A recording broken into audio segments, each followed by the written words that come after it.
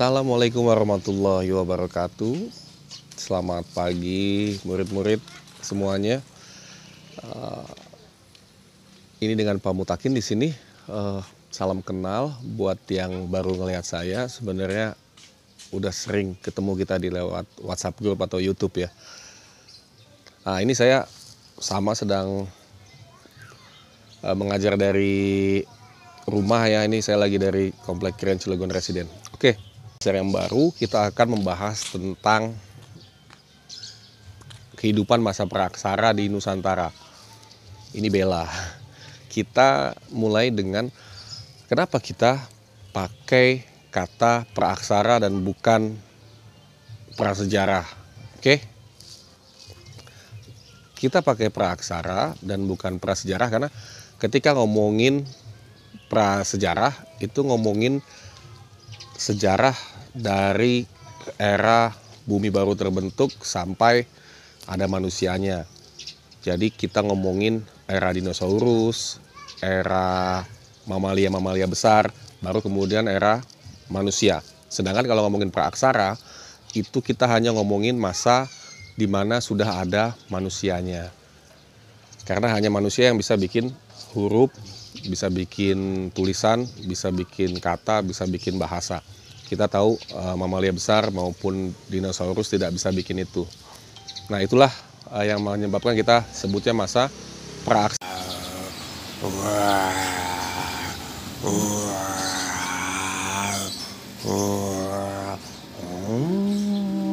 Kalau ngomongin praaksara, jadi kita bisa tinjau dari dua pandangan. Pertama berdasarkan pandangan ilmu geologi dan yang kedua berdasarkan pandangan ilmu arkeologi. Kalau ilmu geologi berarti ngomongin masa praaksara dalam skup waktu umur bumi ya, jadi cukup panjang. Sedangkan kalau ngomongin arkeologi adalah ilmu yang membahas tentang peninggalan manusia. Nah, itu skupnya hanya ketika masih ada atau ketika sudah ada manusia. Oke. Dan kita akan bahas dulu mengenai masa berdasarkan geologi ya. Sudut pandang geologi, praaksara itu dibagi menjadi 4. Ingat 4 zaman. Pertama, Azoikum. Masa di mana belum ada kehidupan di bumi karena bumi masih sangat panas.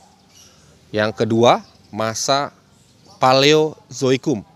Paleo itu artinya tua. Jadi masa tua bumi artinya masa di mana bumi pertama kali ada hewan-hewan, ada makhluk hidup.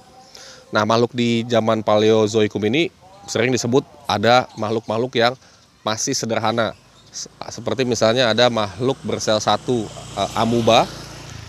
Nanti juga dalam rentang waktu jutaan tahun juga ada makhluk-makhluk yang lainnya seperti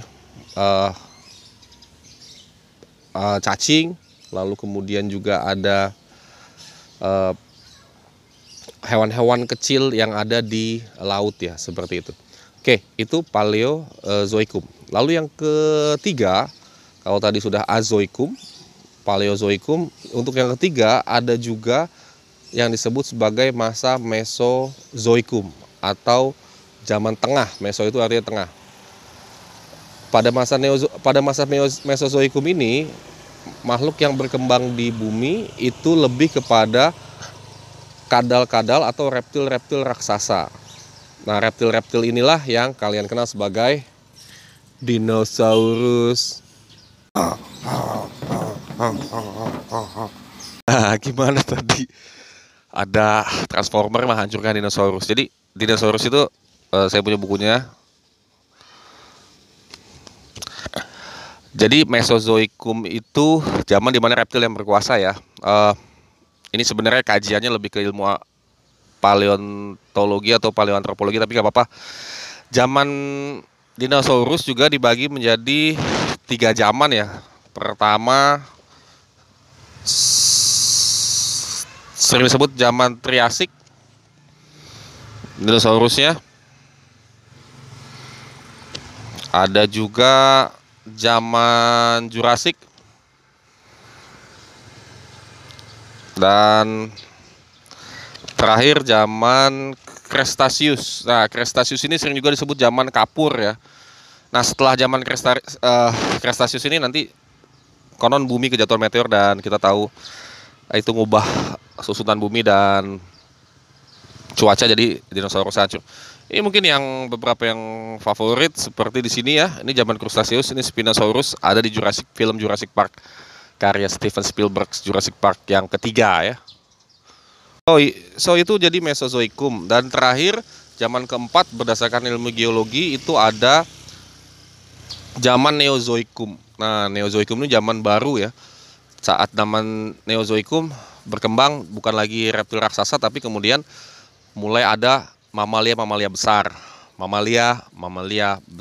seperti mamut, terus juga ada harimau sabertooth ya, dan beberapa burung besar juga masih ada. Jadi ini berkembang banyak banget, besar banget jumlah hewannya. Nah, nanti masa Neozoikum itu dibagi menjadi tersier dan kuarter. Tersier itu zaman ketiga, kuarter itu zaman keempat.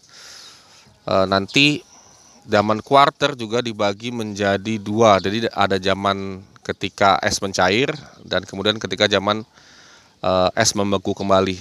Nah, manusia purba dipercayai hadir 200.000 tahun yang lalu, berarti itu ada di zaman kuarter, dan nanti manusia purba itu mengalami zaman es mencair dan zaman es membeku kembali gitu ya.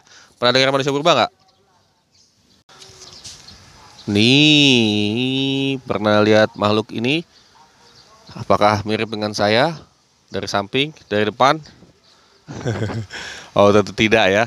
Ini salah satu jenis manusia purba, disebut Pithecanthropus erectus. Bahkan berdasarkan teori evolusinya Darwin, si Richard Illicky ini percaya bahwa Pithecanthropus ini yang disebut sebagai missing link dari manusia purba ke manusia modern seperti kita. Ngomongin manusia purba, manusia modern tuh saya ngomong juga seperti kita. Itu maksudnya apa? Apakah kita ini berasal dari manusia purba? Nah, kalau yang Bapak tahu, yang saya tahu, setelah Bapak belajar sejarah, setelah Bapak baca beberapa buku tentang evolusi juga, jadi Bapak pakai sudut pandang ilmu sejarah, ilmu biologi, gitu ya, untuk ilmu pengetahuannya. Terus Bapak juga sandingan dengan surat Al-Baqarah juga di Al-Quran. Nah, Bapak percaya bahwa Adam itu adalah manusia modern pertama. Hanya saja memang sering kita makhluk hidup manusia yang sekarang ini sering memaksakan agama ya, itu disama-samain dengan ilmu pengetahuan yang berkembang. Sedangkan ilmu pengetahuan yang berkembang itu belum bisa menyingkap semuanya tentang alam semesta ini. Ilmu pengetahuan belum bisa ngomongin tentang alam semesta secara keseluruhan. Ilmu pengetahuan sampai sekarang belum bisa menjangkau hidup setelah mati. Ilmu pengetahuan belum bisa menjangkau tentang bagaimana alam semesta bekerja, bagaimana siang dan malam bekerja, rotasi, revolusi bumi, begitupun yang lainnya. Oke, jadi ketika sesuatu bisa dijangkau oleh ilmu, kita pakai ilmu. Tapi ketika sesuatu ilmu belum sampai ke sana, kita pakai iman. Itu tadi ya. Jadi intinya, kalau menurut Bapak, manusia modern dan manusia purba itu ada pembeda yang sangat besar, sebesar saya. Kemudian, apapun yang sebelum Homo sapiens itu disebut sebagai manusia purba. Mau Australopithecus, mau Meganthropus paleojavanicus, mau Pithecanthropus, mau Homo erectus pun gitu ya. Selama dia masih belum Homo sapien, maka dia adalah manusia purba. Gitu ya. Homo sapien tuh di sini ada garis besar, dan Adam kita termasuk yang ini Homo sapien, dan manusia purba, seluruh manusia purba itu ada di sini, itu adalah yang bukan manusia modern. Jadi Adam sesuatu yang hibrida baru ya, bentuk fisiknya ada kemiripan dengan manusia modern, tapi Tuhan kasih kemampuan akal yang luar biasa. Oke ya, jadi 5 tahun Bapak kuliah, 2 tahun tambah kuliah lagi, Bapak baca, saya punya buku-bukunya, saya nonton Harun Yahya, walaupun nggak begitu percaya juga, sampai kemudian Bapak kaitkan dengan Al-Quran, Bapak mencapai pada kesimpulan seperti itu. Jadi apapun yang bukan Homo sapien adalah manusia purba. Dan kalau mau dipaksakan, apakah Adam itu Homo sapien? Kalaupun harus dipaksakan seperti itu, maka Adam adalah Homo sapien yang pertama.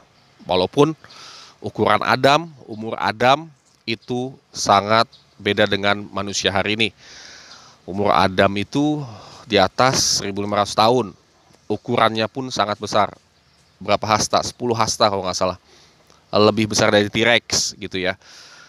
Jadi kalau ada anak-anak bapak yang nanya, oh untung aja Nabi Adam tidak sejaman dengan T-Rex yang di zaman Mesozoikum. Untung aja, kalau enggak nanti Adam akan akan dimakan sama T-Rex. Oh tentu tidak. Karena T-Rex itu ukurannya hanya sepaha Nabi Adam. Jadi siapa memburu siapa kalau mereka barengan? Siapa memakan siapa? T-Rex hanya akan jadi peliharaannya Nabi Adam. You understand? Oke, itu aja. Kita masuk ke zaman berdasarkan arkeologi saat lagi. Kalau tadi sudah masa berdasarkan ilmu geologi, ada Azoikum, Paleozoikum, Mesozoikum, Neozoikum. Sekarang kita pindah ke masa berdasarkan ilmu arkeologi. Berdasarkan ilmu arkeologi itu berarti udah ada manusianya. Itu dibagi kata-katanya itu belakangnya litikum. Kalau tadi zoikum, ini litikum. Itu dibagi menjadi Paleolitikum. Yang pertama Paleolitikum, yang kedua Mesolitikum, dan yang ketiga Neozoikum. Ada lagi yang keempat sih Megalitikum. Tapi penelitian terbaru bilang bahwa sebenarnya Megalitikum ini merupakan variasi alat-alat saja, kebudayaan saja dari Neolitikum. Tapi di buku-buku mungkin masih pakai yang 4. Apa tadi? Yang 4 berdasarkan ilmu arkeologi. Yuk, yang lebih kencang. Paleolitikum, Mesolitikum, Neolitikum, Megalitikum ya. Kita bahas sesaat lagi pakai desain grafis ya. Thank you. Yuk kita stay tune terus. Berdasarkan sudut pandang arkeologi, maka zaman dibagi menjadi 2, zaman batu dan zaman logam. Zaman batu dibagi 4 tadi ya, Paleo, Meso, Neo dan Mega. Untuk Paleo seperti ini, menggunakan kapak terimbas dan kapak genggam. Di zaman Meso ini didukung oleh melanozoid, ada pada masyarakat Indochina dan Sulawesi, serta menggunakan alat-alat yang seperti ini. Neolitikum, manusia pendukungnya Proto Melayu, menghasilkan alat-alat yang lebih halus batunya dan mengalami revolusi Neolitik. Itu kamu baca lagi ya. Nah, masyarakat Neo juga mengalami yang disebut Megalitikum, ketika barang-barangnya makin besar karena untuk keperluan peribadatan seperti kemudian berundak dan menhir. Nah, maju ke kebudayaan berikutnya. Ini rombongan terakhir yang datang ke Nusantara adalah ras Deutero Melayu. Mereka membawa alat-alat dari logam. Dan ini adalah tugas buat kalian, bikin di Canva atau apapun yang berbentuk poster, terus didesain serapih mungkin. Terima kasih.